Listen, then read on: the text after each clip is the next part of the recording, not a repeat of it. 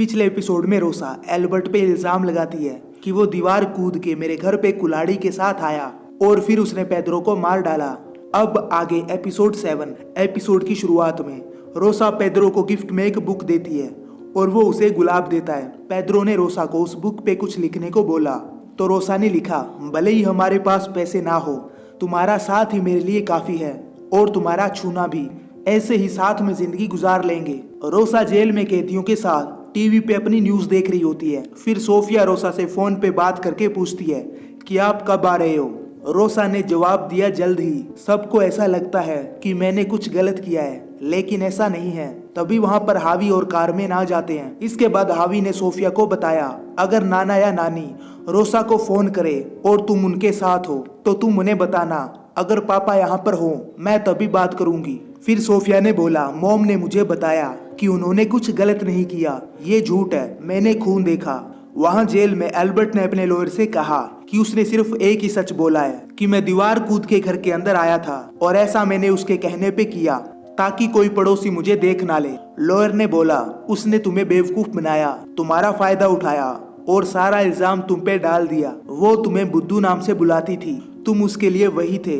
इसके बाद रोसा और एल्बर्ट को उसी घर में लाया जाता है जहाँ पे उन्होंने पेद्रो को मारा था। फिर दोनों उस रात को जो कुछ हुआ उसके बारे में अपनी अपनी बातें बताने लग जाते हैं। रोसा ने बोला, सुबह के 2 बज रहे थे, मुझे नींद नहीं आ रही थी तो मैं लॉन्ड्री के लिए चली आई। तब पेद्रो नीचे कमरे में सो रहा था। मैंने बाहर से कुछ आवाज सुनी। जब मैंने देखा तो दीवार कूद के एल्बर्ट आ गया था। उसके हाथ में कुल्हाड़ी थी और मैं बहुत ज्यादा डर गई थी। मैं चिल्लाई नहीं, मुझे पता था कि वो गुस्से में क्या क्या कर सकता है। मेरी बेटी ऊपर वाले कमरे में थी। उसने मुझसे पूछा, पेद्रो कहाँ है? मैं डरी हुई थी। मैंने कहा, पेद्रो नीचे है। फिर वो वहाँ चला गया। मुझे कुछ समझ नहीं आया। मैं अपनी बेटी को बचाने ऊपर चली गई। मैंने गेट को बंद किया। फिर नीचे से कुल्हाड़ी चलने की आवाज आई।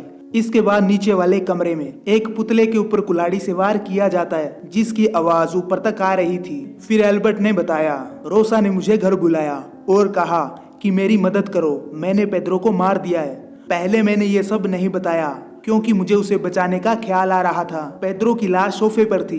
फिर उसने मुझे लाश को हटाने में मदद करने को कहा। मैंने उसे बोला, हमें पुलिस स्टेशन चलना चाहिए, तुम सब सच बता देना। पर उसने बोला, नहीं, मैं अपनी बेटी की कस्टडी खो दूंगी। मुझे उसके लिए बुरा लगा। मैंने ये सिर्फ उसके लिए किया, लेकिन अब भाड़ में गया रिश्ता। फिर 3 साल बीत जाते हैं। रोसा अपनी बेटी से नहीं मिलती क्योंकि वो चाहती है कि उसकी बेटी उसे इस हालत में ना देखे। रोसा के लॉयर ने उसे बताया कि हावी एक टीवी इंटरव्यू पे आने वाला है, वो भी ट्रायल शुरू होने से पहले।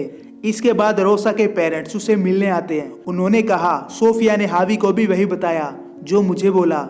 उस रात को सोफिया ने कुछ आवाजें सुनी और कुछ देखा भी। उसने बताया, तुम्हारे हाथों पे खून था। रोसा ने जवाब में बोला, ये झूठ है, ये सब हावी और उसकी बीवी ने सिखाया है। इंटरव्यू में हावी ने बताया कि रोसा बहुत सफाई से झूठ बोलती थी, शादी के वक्त भी और उसके बाद भी। वो जानती है कि मर्दों को वश में कैसे करते हैं। इसके बाद कोर्ट में ट्रायल शुरू होता है जिसमें रोसा और एल्बर्ट के साथ सभी लोग मौजूद थे। तो रोसा और एल्बर्ट के लॉयर उन्हें बचाने के लिए अपनी अपनी बातें सामने रखते हैं। फिर रोसा एल्बर्ट के लॉयर द्वारा दिखाई गई फोटो के बारे में बताती है कि ये फोटो 4 मई को ली गई थी, यानी पेद्रो की मौत के 3 दिन बाद। जज ने बोला, आपकी गवाही के हिसाब से पेद्रो का कातिल इस तस्वीर में आपके साथ है। एल्बर्ट, आपने ये बात इतने दिनों तक पुलिस वालों से क्यों छुपा के रखी? रोसा ने जवाब में बोला, मैं डरी हुई थी कि पता नहीं एल्बर्ट मेरी और मेरी बेटी के साथ क्या करेगा। नेस्टर ने बताया, रोसा डरी हुई नहीं थी, वो एल्बर्ट के साथ बाइक पे आई थी, वो हंस रही थी, नाच रही थी। तो रोसा ने बोला कि एल्बर्ट ने मुझे ये सब नाटक करने को कहा। जज ने पूछा, पार्टी में काफी पुलिस वाले थे तो तुम्हारे पास मदद मांगने का काफी अच्छा मौका था। रोसा ने बोला, वो पुलिस वाले नहीं, एल्बर्ट के दोस्त थे। रोसा डिनर पे नहीं जाना चाहती थी, लेकिन उसके पेरेंट्स ने उसे जाने को बोला। एल्बर्ट ने बताया कि रोसा ने मुझसे 100 बार प्रॉमिस करवाया और मैंने भी कसम ली कि किसी को कुछ नहीं बताऊंगा। फिर रोसा की दोस्त ने बताया कि पेद्रो की मौत के अगले दिन हम रोसा के घर गए थे ताकि वो अकेला महसूस ना करे। हावी उस रात घर आया तो रोसा उस पे गुस्सा हुई और चिल्लाई। हावी के जाने के बाद उसने मुझसे कहा कि हावी ने ही पेद्रो का खून किया है। रोसा ने कहा कि ये एल्बर्ट के प्लान का बनाया हिस्सा था। एल्बर्ट मुझ पे नजर रखता था ताकि मैं किसी को बता ना दूं। रोसा की दोस्त ने कहा, एक बार एल्बर्ट रोसा के पास आके उसे रिंग देकर बोला कि ये लो, शायद अब तुम्हारा मन बदल जाए। और फिर वो चला गया। रोसा उस वक्त काफी खुश थी। जज ने कहा कि उस दिन मिलने से पहले एल्बर्ट और रोसा ने एक दूसरे से फोन पे बात की थी। वो लगभग हर दिन बात करते थे।